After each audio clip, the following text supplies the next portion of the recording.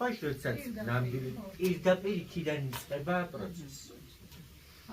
ანუ რატო თქვი შეამწიფებს ამ რძეს? მიდოში რომ გადის რომ თბება დაახლოებით -25-დან უნდა იყოს ეს ტემპერატურა, რომ მომწიფდეს ეს რძეც. საღამოთი რომ გამოვწვევთ, დავტოვებთ და ვაყოვნებთ, ისა ხია. ოღონდ ტემპერატურაში უნდა გამოვატაროთ, ნაღები უნდა მოვხაროთ.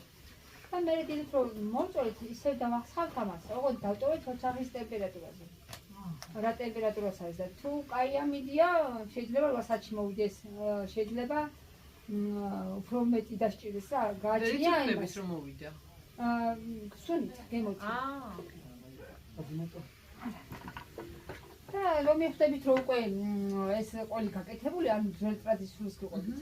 მე შემოვდგათ ცეცხლზე და აყვავს 72 გრადუსზე.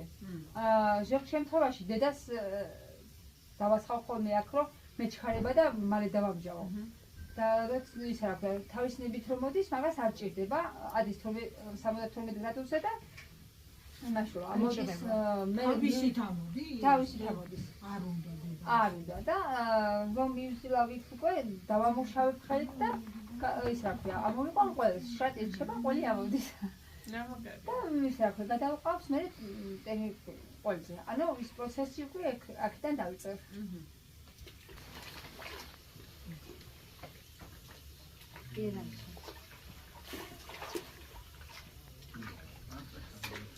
არა, ის უკვე დამუშავებული ვიდეოები, მაგრამ შესაძლოა. ამოდის? და ვცდილობთ.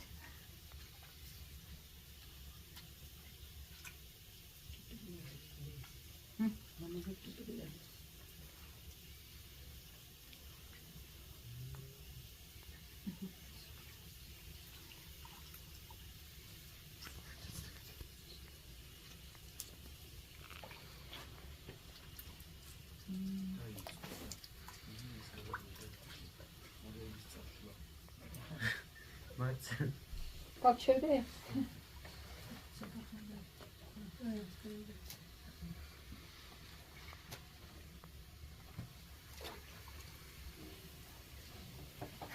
نخلي بجرد تويت. კამერები ჩართული.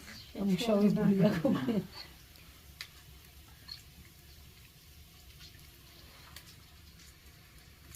ხელები წინასწარ კალაშია გამოვებული.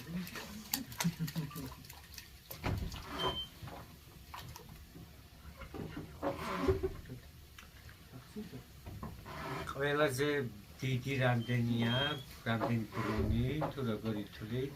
რამდენი ხელი? ხო.